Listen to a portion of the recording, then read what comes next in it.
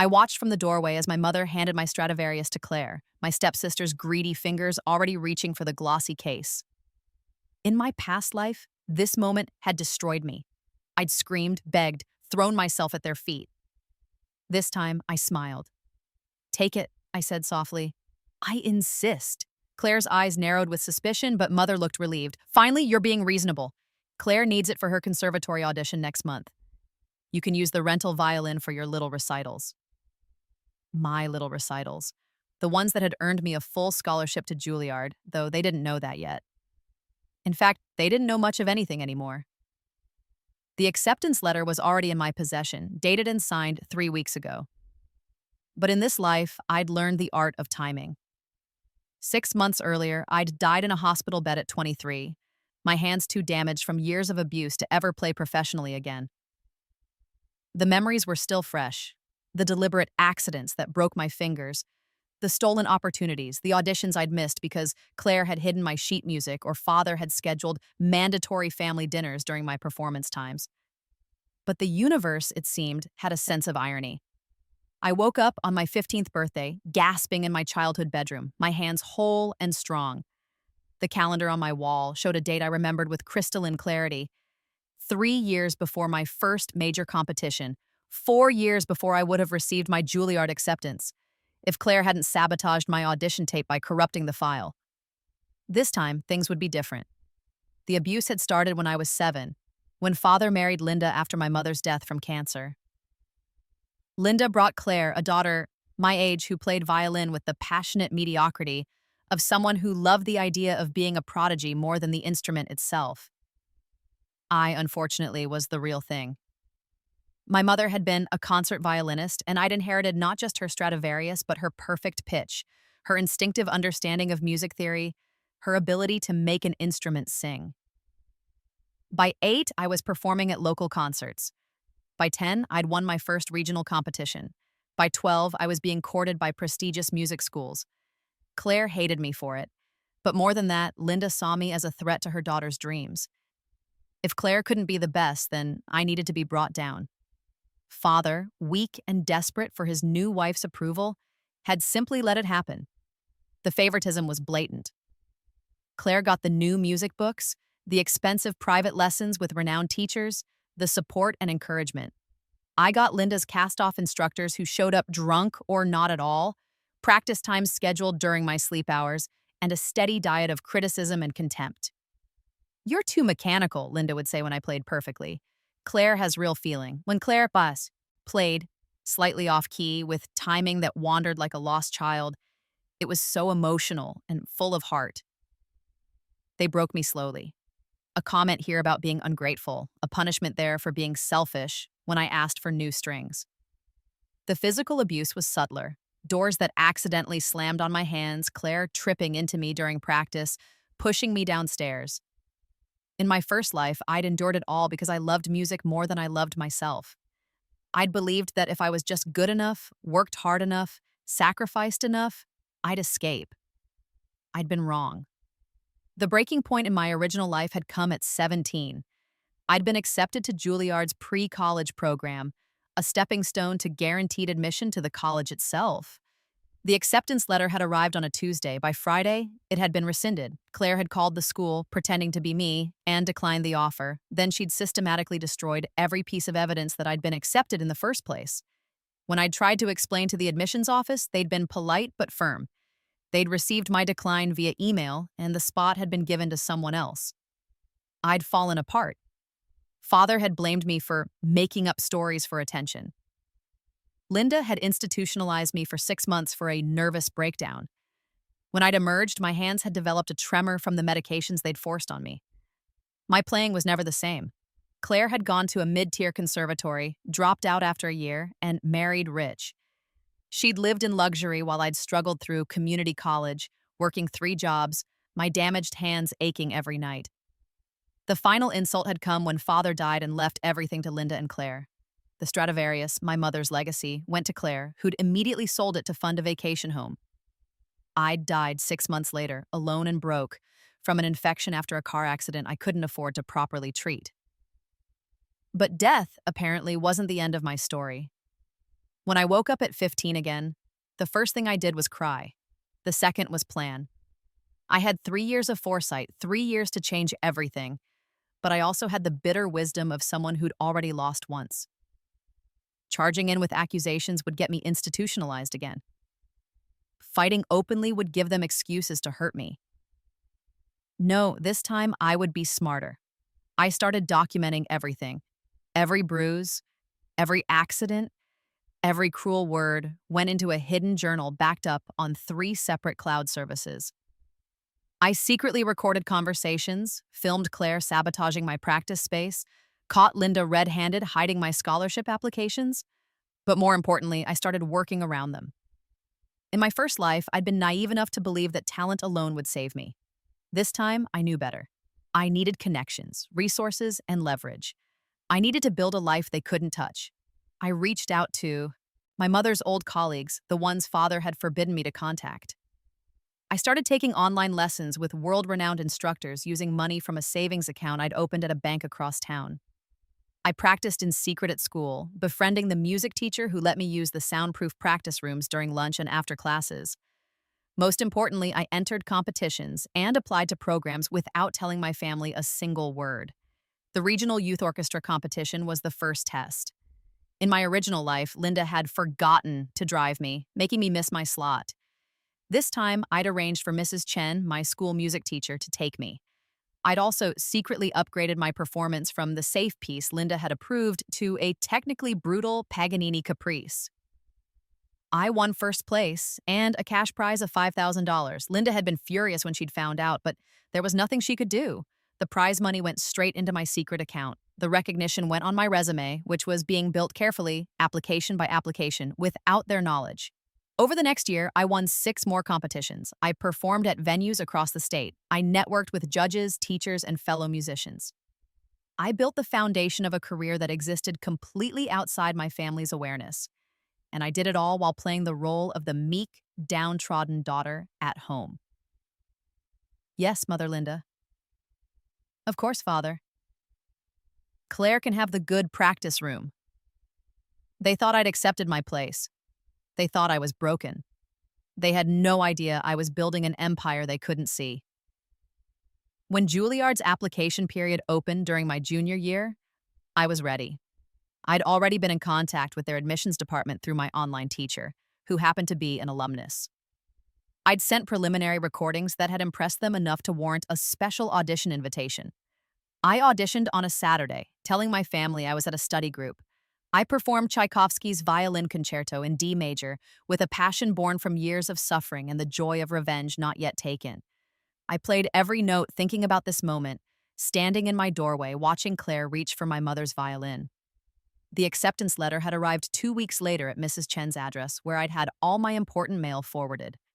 Full scholarship, stipend included, immediate acceptance into their prestigious conservatory program with the option to graduate early.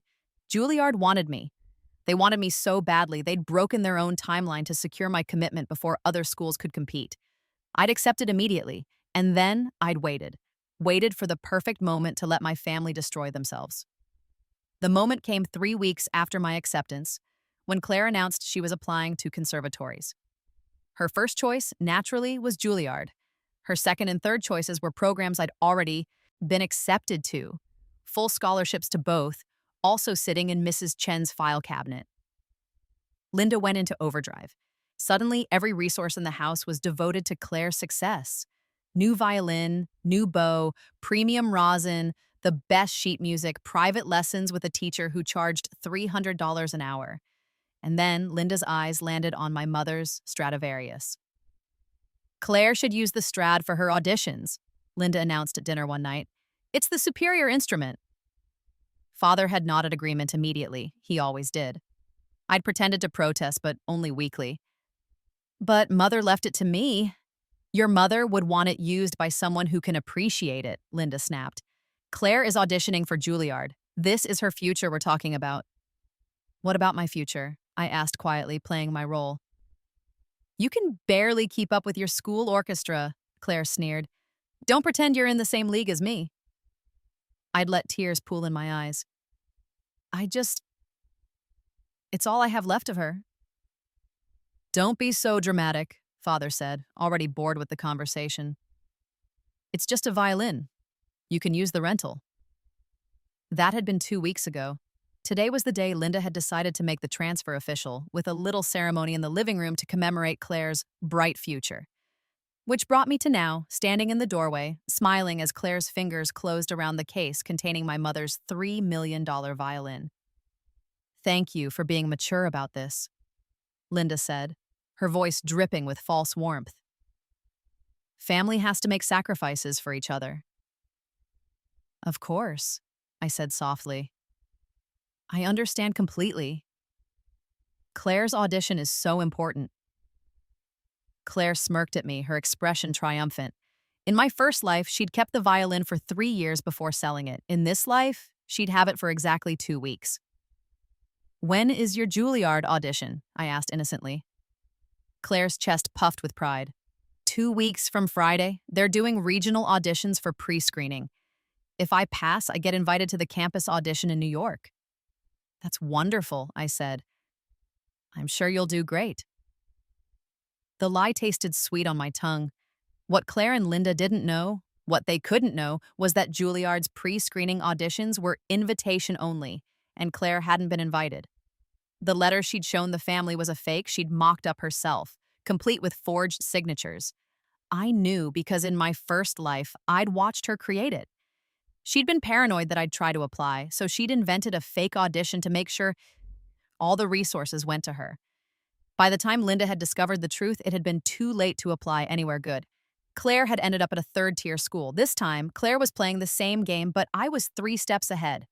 I'd anonymously sent proof of Claire's forgery to the 5 conservatories she'd actually applied to, along with, recordings of her practice sessions where she struggled with basic intermediate pieces. I'd also sent them recordings of myself performing the same pieces at 10 years old, just for context. But the Stradivarius, that was the masterstroke. The violin wasn't just valuable, it was famous. My mother had performed with it at Carnegie Hall. It had a name in the classical music world, and it was registered with the International Stolen Instruments Database as belonging to the estate of Margaret Chen, to be held in trust for her daughter until her 21st birthday. Me. Father, as executor of my mother's will, had the right to let me use it, but he didn't have the right to transfer ownership.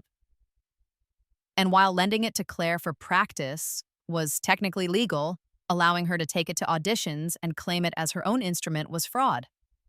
I'd made sure that every conservatory Claire applied to knew to look for the violin.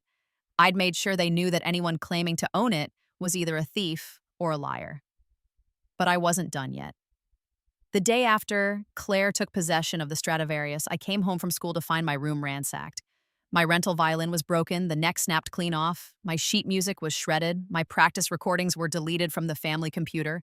Linda stood in the doorway looking satisfied. Claire needs to focus. Your noise was distracting her. I stared at the destruction, and for a moment, I let myself feel the rage. Then I carefully pulled out my phone and took pictures of everything. Video too, with Linda still standing there. What are you doing? Linda demanded. Documenting, I said calmly. For the police report. Her face went pale.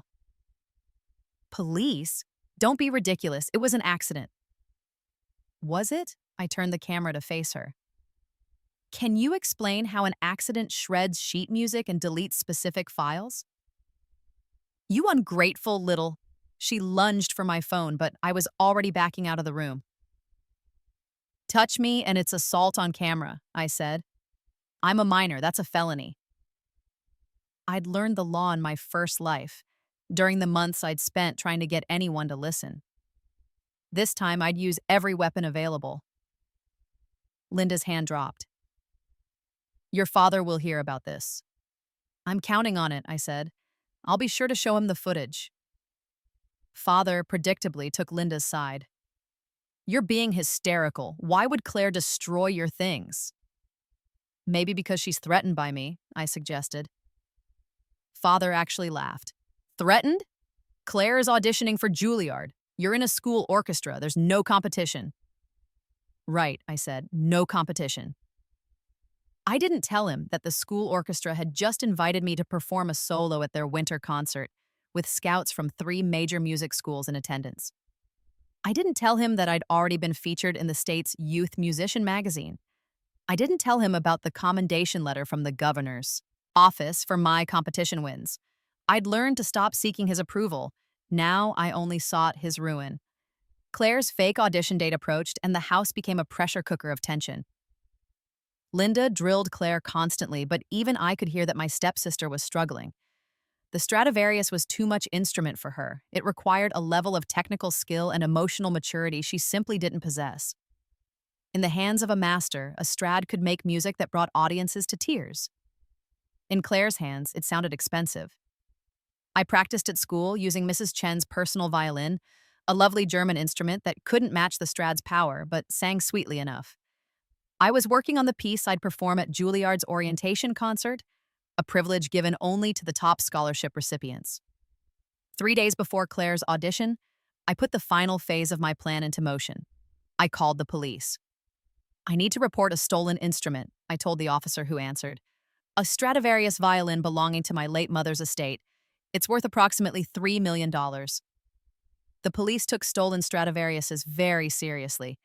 2 officers arrived at our house that evening just as the family was sitting down to dinner. I answered the door with wide, innocent eyes. "Officers, thank goodness you're here. Did you find my mother's violin?" Linda's fork clattered to her plate. Claire went white. Father stood up, blustering. "What's going on? Who called the police?" "I did," I said quietly. "The Stradivarius that Mother left me has been taken. I've been trying to handle it within the family, but it's supposed to be used for an audition that I wasn't invited to, and I'm worried it might leave the state or be damaged." "You called the police on your own sister?" Linda shrieked. "Stepsister," I corrected, "and I called them about my stolen property. That violin is worth $3 million and was left to me in my mother's will. I have the documentation." Which I did. I'd brought copies for the officers, along with my mother's death certificate, the will, and the insurance paperwork that clearly listed me as the instrument's legal owner, held in trust until my 21st birthday. "It wasn't stolen," Father said, but he was sweating now. "I gave permission. As executor, you can give permission for me to use it," I interrupted. "But the will is very specific. The violin remains my property. It can't be transferred, sold, or loaned to anyone else without court approval. Did you get court approval?" The silence was deafening. The lead officer, a woman in her 40s with sharp eyes, turned to Claire. "Miss, do you have the instrument in question?" Claire looked at her mother. Linda looked at Father. Father looked trapped. "It's in Claire's room," I said helpfully. "She's been using it to practice for an audition." "An audition we all agreed she could use it for," Linda tried. "I never agreed," I said. "I was told I had no choice. There's a difference. Would you like to see the videos?" I pulled out my phone and showed them the footage from the day Linda had given the violin to Claire. My voice was clearly reluctant. Linda's was imperious and dismissive. Father's was absent. He hadn't even been there. The officers exchanged glances. "We're going to need to see the instrument to verify its serial number," the woman said. 20 minutes later, the Stradivarius was in police custody, logged as evidence in an ongoing investigation. Claire was sobbing. Linda was screaming about family betrayal. Father was trying to explain to the officers that this was all a misunderstanding. I stood quietly in the corner, the perfect picture of a wronged daughter just trying to protect her inheritance. "What about my audition?" Claire wailed. "What audition?" I asked innocently. "Juilliard only does invitation-only pre-screening for pre-college applicants. You'd need to have been invited to audition, and they sent those invitations out 3 months ago." Claire's face went from red to white. Linda's mouth opened and closed like a fish. You knew," Linda whispered, "that she was lying about the audition?" "Of course." I tilted my head. "I'm not stupid, Mother Linda. I just wanted to see how far you'd all go." "You manipulative little bitch," Claire hissed. "Language," the male officer said sharply. "Miss, I'd be very careful about what you say right now. Filing a false police report is a crime, but So is theft of property over $10,000. That's a felony. I didn't steal it, Claire protested. Her father gave it to me. He loaned it to you without permission from the actual owner, the officer corrected. That's still theft. We'll need to investigate further. Father found his voice. This is my house. That violin has been in this house the entire time. There was no theft. Sir, if you knowingly allowed someone to take an item worth $3 million without the owner's consent, that makes you an accessory. The female officer was losing patience. I suggest you get a lawyer. They left with the violin and a promise to be in touch. The moment the door closed, Linda turned on me with fury in her eyes. You planned this. I protected my inheritance, I corrected. There's a difference. Your inheritance? Linda laughed bitterly upon. You're nothing. You're a mediocre student with delusions of grandeur. Claire is talented. Claire has a future. You're just jealous. Claire failed pre-algebra twice and plagiarized her English papers, I interrupted. I have a 4.0 GPA and I've won 7 regional music competitions in the last year. But sure, I'm the mediocre one. Get out, Father said quietly. Dangerously. Excuse me? Get out of this house, tonight. If you're going to turn on this family, you're not welcome here. Something cold settled in my chest. This was it. The final betrayal, the same one that had happened in my first life, just earlier in the timeline. Fine, I said. I'll pack. I walked upstairs calmly, went into my room, and pulled out the 2 suitcases I'd already packed and hidden in my closet. I'd been ready for this for months. I took my documents, my laptop, my mother's jewelry that I'd kept hidden, and the few photographs I had of her. Everything else could burn. On my way out, I paused at the door. Linda, Father, and Claire stood in the foyer, a united front of self-righteous fury. You'll regret this, Linda promised. You're nothing without this family. We'll see, I said. By the way, Claire, I'd check those conservatory applications if I were you. I think you're going to be very disappointed. I left them standing there and walked out into the night. Mrs. Chen picked me up 3 blocks away, exactly as planned. She'd already set up a room for me in her house, coordinated with my mother's old lawyer about emancipation papers, and contacted the school about my change of address. Are you sure about this? She asked as we drove away. It's a big step. I'm sure, I said. I should have done it sooner. That night, I slept better than I had in years. Both lives. The fallout was spectacular. First, the police investigation confirmed that while Father technically hadn't committed theft, he had violated the terms of my mother's will. The violin was returned to me, and I immediately put it in a secure storage facility with a provision that only I could access it. Second, Claire's forgery was discovered by all 5 conservatories she'd applied to. She was blacklisted. Not just rejected, actively blacklisted, with notes in her file warning other institutions that she'd falsified documents. Her music career was over before it began. Third, and most satisfying, I'd sent everything, every video, every recording, every piece of documentation, to Child Protective Services with a formal complaint of abuse and neglect. The investigation took 3 weeks. In that time, CPS interviewed my teachers, my competition judges, Mrs. Chen, and several of my mother's former colleagues. They documented the accidents that had broken my fingers, the systematic sabotage of my opportunities, the favoritism that bordered on deprivation. Father and Linda were formally charged with child abuse and neglect. Claire, as a minor who had participated, was sentenced to mandatory counseling and community service. The court case was ugly. I testified calmly, presenting evidence while Linda screamed and Father wept. Claire sat silent, finally understanding that actions had consequences. The judge awarded me full emancipation, control of my mother's estate, which included not just the violin but a trust fund I hadn't known existed, and a restraining order against all 3 of them. Father lost his job when his company learned about the charges. Linda became persona non grata in the social circles where she'd spent years bragging about Claire's prodigy daughter. Claire, barred from music schools, ended up at a community college studying business. Their world fell apart exactly as mine had in my first life. The difference was, I was there to watch it happen. The final scene played out 6 months later at Juilliard's spring showcase. I stood backstage, my mother's Stradivarius in hand, wearing a gown that Mrs. Chen had helped me pick out.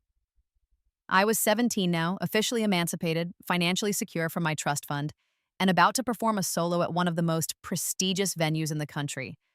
The showcase was invitation only, attended by classical music elite, critics, and talent scouts. I'd been chosen to perform because my entrance audition had been so exceptional that the faculty wanted to show me off. As I walked onto the stage, I spotted them in the audience, Father, Linda, and Claire, sitting in the back row. They'd somehow gotten tickets, probably hoping to, what, apologize, explain? Try to worm their way back into my life now that I had money and success? I didn't care. They were nothing to me now. I raised the violin to my shoulder, felt the familiar weight of it, and began to play. I performed a piece of my own composition, something I'd written during the darkest days of my first life. It was called Rebirth, and it told a story without words of death, of rising, of revenge, of triumph. Every note was perfect, every phrase sang with emotion. I played with the passion of someone who had lost everything and clawed her way back. I played with the joy of someone who had won. The audience was silent when I finished, caught in the spell of the music. Then the applause started, and it didn't stop. It was a standing ovation, led by the dean of the conservatory himself. I bowed, accepting the praise, and let my eyes find my family one last time. Father was crying. Linda looked ill. Claire sat frozen, her face a mask of disbelieving horror. They finally understood. I had never needed them. I had never been the mediocre one, the forgettable one, the one who had to accept scraps. I had been the prodigy all along. They had just been too blind to see it. After the performance, I was swarmed by congratulations. Record labels wanted to talk. Critics wanted interviews. The dean offered me a spot in the graduate program when I finished my undergraduate degree. Mrs. Chen hugged me tight. "Your mother would be so proud." "I hope so," I said. "I did it for her." As I left the venue that night, I passed my family waiting by the stage door. Linda tried to approach, but the security guard I'd specifically requested stopped her. "Please," Linda said, her voice desperate. "Can we just talk? We made mistakes. We want to make amends."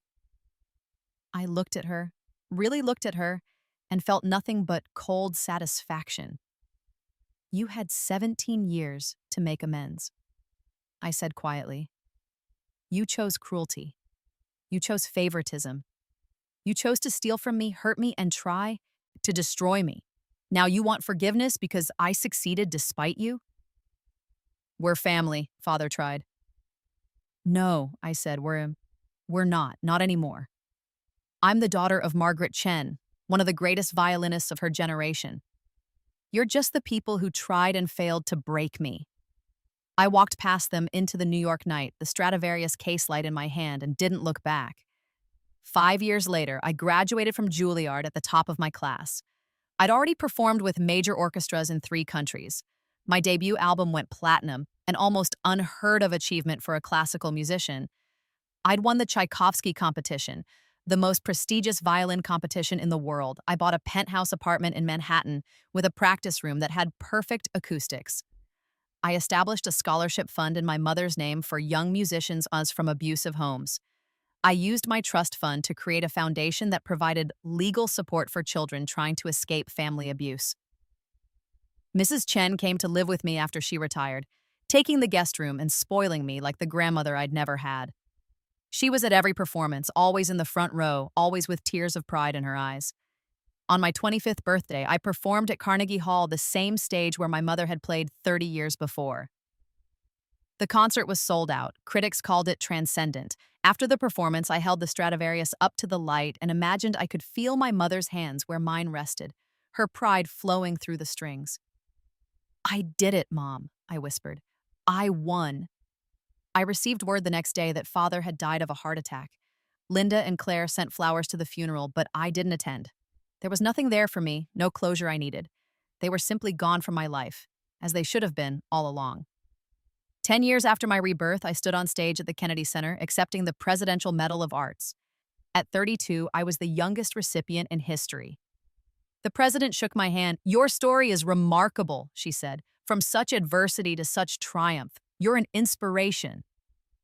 "Thank you," I said. But I had help. I had people who believed in me when my own family didn't. That made all the difference." Mrs. Chen was in the audience, beaming with pride. So were several of my mother's old colleagues, the ones who'd mentored me through my teenage years. So were the judges from those early competitions, the teachers who'd seen my potential, the friends I'd made at Juilliard, my real family, the one I'd chosen. After the ceremony, a reporter asked me if I had any regrets. I thought about it carefully. I regret that my mother didn't live to see this, but I don't regret anything else. Every hardship taught me something. Every betrayal made me stronger. I learned to rely on myself, to build my own success, to never wait for permission to be great. "And your father and step-family?" the reporter pressed. "Do you ever hear from them?" "No," I said simply, and I prefer it that way. They're not part of my story anymore. That night, I played a private concert for my friends and chosen family. We celebrated with champagne and laughter, and the kind of joy that comes from being surrounded by people who genuinely love you. I thought briefly about my first life, about the girl who'd died alone and broken. She felt like a stranger now, someone from a dream I'd almost forgotten. This life, this brilliant, triumphant, hard-won life, was real. And it was everything I deserved. The final update on Claire came through my lawyer 15 years after my rebirth. She'd sent another letter, this time not asking for money but for something worse, relevance. She'd written a tell-all book about growing up with a musical genius and wanted my permission to publish it. The draft she'd sent was full of lies, painting herself as the supportive sister who'd been overshadowed, rewriting history to make her the victim. My lawyer asked how I wanted to respond. "Send her this," I said, and I wrote a single sentence. "Every word you write about me without my permission will cost you $10,000 in a defamation lawsuit. I have 12 lawyers who work pro bono for my foundation, and they'd love to practice on you." The book was never published. At 40, I retired from performing to focus on teaching. I'd accomplished everything I'd set out to do. I'd restored my mother's legacy, built my own, and helped dozens of young musicians escape situations like mine. I'd won. Completely, thoroughly, undeniably. On the anniversary of my rebirth, I took the Stradivarius out of its case. I rarely played it anymore, preferring to preserve it, and played through my mother's favorite piece. My fingers were older now, but still strong, still sure. As the last note faded, I thought about the girl who'd died at 23, bitter and broken. I thought about the girl who'd woken up at 15 with a second chance and a burning need for justice. And I thought about the woman I'd become. Successful, fulfilled, surrounded by love, and finally at peace. "Thank you," I said to the universe, to whatever force had given me this gift. "Thank you for letting me win." The violin hummed under my fingers, warm and familiar, like it was agreeing. I'd taken everything they'd tried to steal from me and built an empire. I'd turned their cruelty into my strength. I'd proven that talent and determination could overcome even the most toxic family. I'd shown the world, that I was never the one who needed saving. I had always been the hero of my own story, and now, finally, I could rest in that truth. The epilogue of my life was written in music, in triumph, in the quiet satisfaction of knowing that every person who'd tried to destroy me had failed. They were forgotten. I was immortal. And my mother's Stradivarius, the instrument they tried to steal, the symbol of everything I'd fought for, would live forever in museums and concert halls, bearing my name and my legacy. After rebirth, I'd let my parents give her my violin. It had been the smartest thing I'd ever done, because by the time they'd realized what they'd lost, Juilliard had already accepted me and I was already gone.